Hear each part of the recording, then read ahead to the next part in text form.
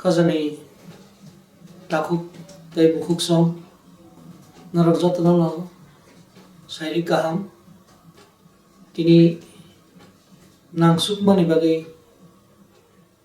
narok bai ke lai kok sanan ni masukha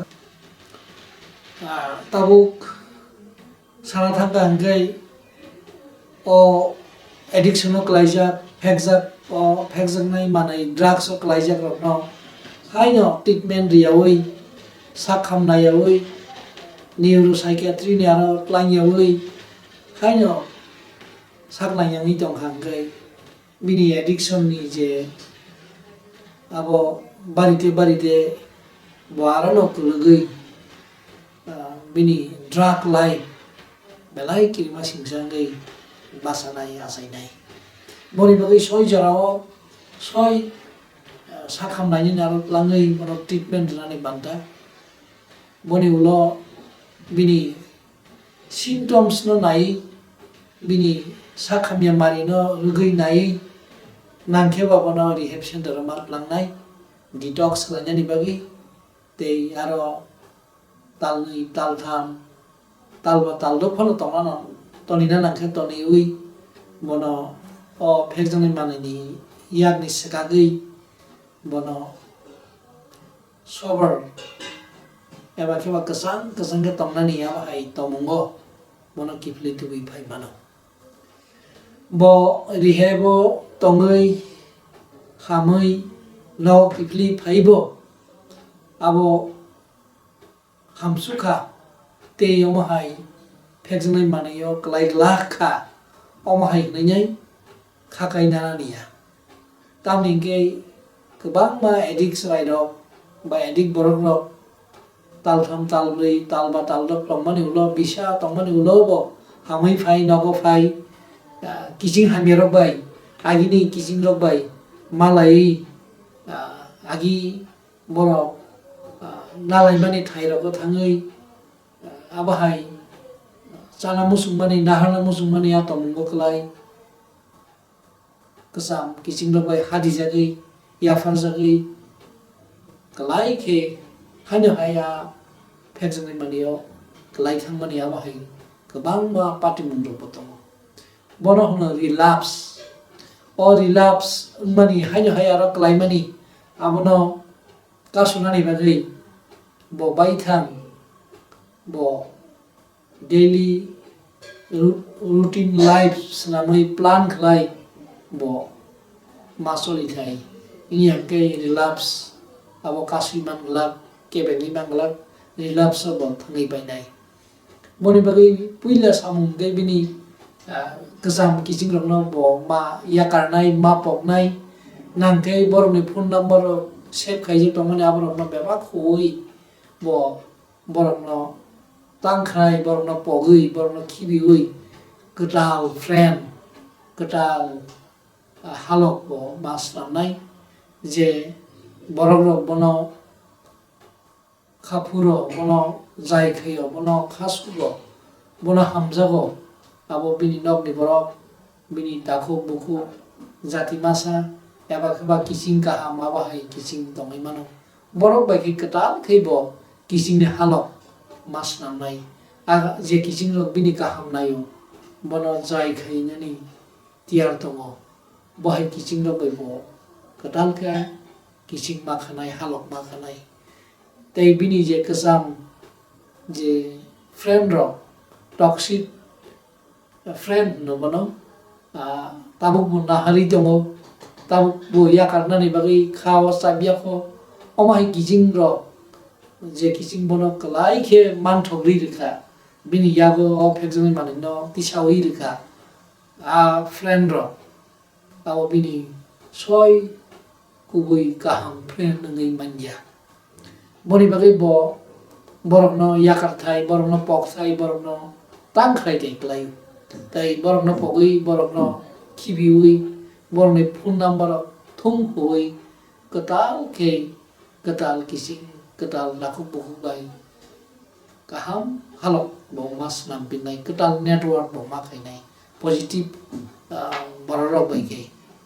tei secondly ingkai bo जे जागाओ आगि o phekjani mani naharmani ya tha ya jagarago bo kumphrupono thanani ya nainani ya tamni ge a jagarago thangkai bini kesam friend rogoi malaikai bini triggers painai lip ke bini nana musungmani ya bo musungna bakhao painai bini brain o thiyo kanai aprung gai bo najaktei sa ngai bo phat ke nai banai ngai ase kosto khai mani rehable talbo plambani abor bebar no tuyo khosoi thangnai bini kosto khaimani ro boni bagai bo sakno proof khlainani bagai kumprupano bo ahaita khlaitin na harmani jaga abongi mano dukan abongi mano college campus abong mano bini friend ni no bini omahai ke na harmani ya jaga ro kumprupano thangnani ya nainani ya kising lok bai communicate khai tamnani ya abon bagai bo aborok no bebar no mapok nai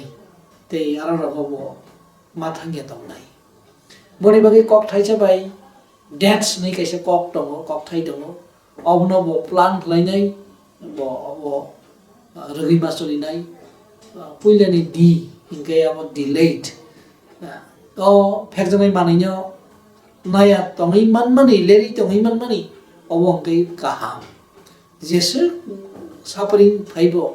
jesu triggers phaibo cravings phaibo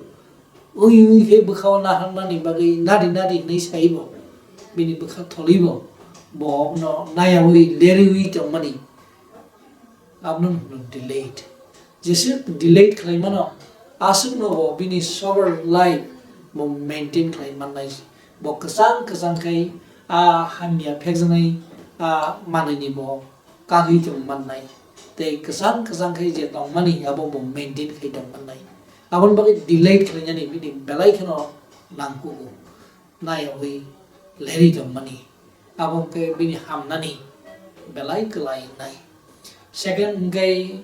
escape ibai ke escape abon ke khar mani o kesam friend o kesam thai aborokni aroni bo sakno noroi kharai tongmani bo masma kharnai adol hamyarok bai bisa toxic friend rok bai group rok bai tongkai bo hamai manja ar tai se klainai no klainai aboni bagai borok bai bo haksan ke kharai ma tongthai abono escape te kisang kai ngai avoid bo omahai kising rom no avoid mak nai bak mar nai abo sai beja ngai abo bini benefit nai bini lab nai bo oboro nai avoid khlai choli man khai ngai te kaisa di ke dispute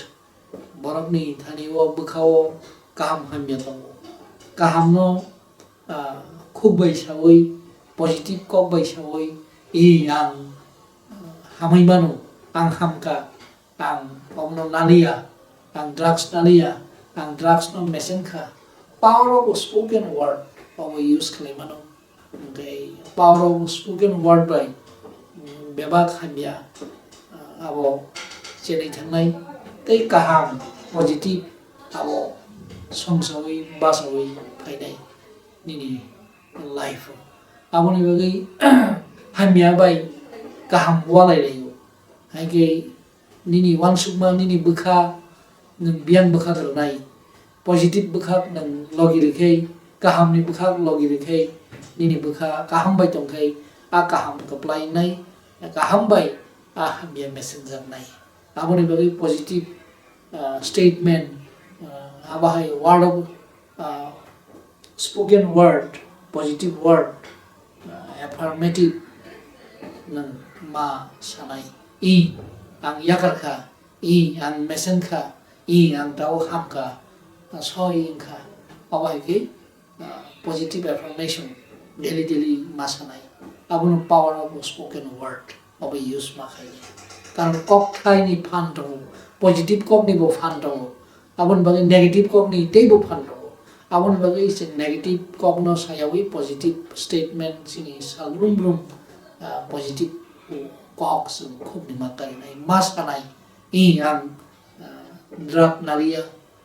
ang drug no mesen ka, ang hamka, ang tau borok kaham ka, ani sak kaham ka, ani future kaham ka, ani tinang tau kaham ang nuhur ka. Omai ke positive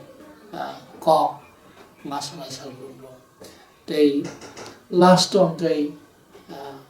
substitute substitute they o manenyo bagui thalani bagi o manenyo hasalo tonani bagi bini yakan mani ulo bini a jaga o te kaisa subung mani bai subung nani bagi nang nini mind nini wansuk mano ayam kha focus khaya nani bagi nang tabu sak no samung bai gadalai paile ma tongnai samung bai nang substitute ma khainai boni bagi aborok no poknani bagi supungnani bagi nang tabu ama babu bai nini taku bai mano mungsa samung tongai nang poknai manenyo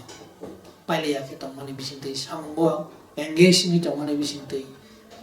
positive boy poridi eba kheba kaham music lo khnadi bakha basanai jat tongthungnai jat khusingnai jat aba ke melodious rosam lo khnadi tei meditation khaidi ke yoga khaidi power kai nano positive khlai nano kaham ke songsoi tisanai boni bagi oborok bai kai paile kai tongkai nini chana musung mani je cravings je triggers abur peba kamai thangnai tei nang aste aste ke sober life nang gain khai manai recover manai abono omai ke daily nini routine life khlai nang himke o relapse money abono kalai ke kebengi manai te kasui manai tei ning complete drug free life enjoy khainai nini future bright buskam nang songsoi tisai manai omai kinu sen addiction na mesani mano maya ya hami mano kabang ma borok hamka kabang ma borok tabu sebu grogo samung khlai status manai makhang khorang kasung khai sini society wo kabang ma borok successful careers ramai tongnai rok tongo amoni bagai mandia bahai mungsa gari haidi sen khakra khai sen power of no apply khlai or addiction life ni sen kwlaiyaui sen apply ke tinango sen himlayana hambai jatana no kulunga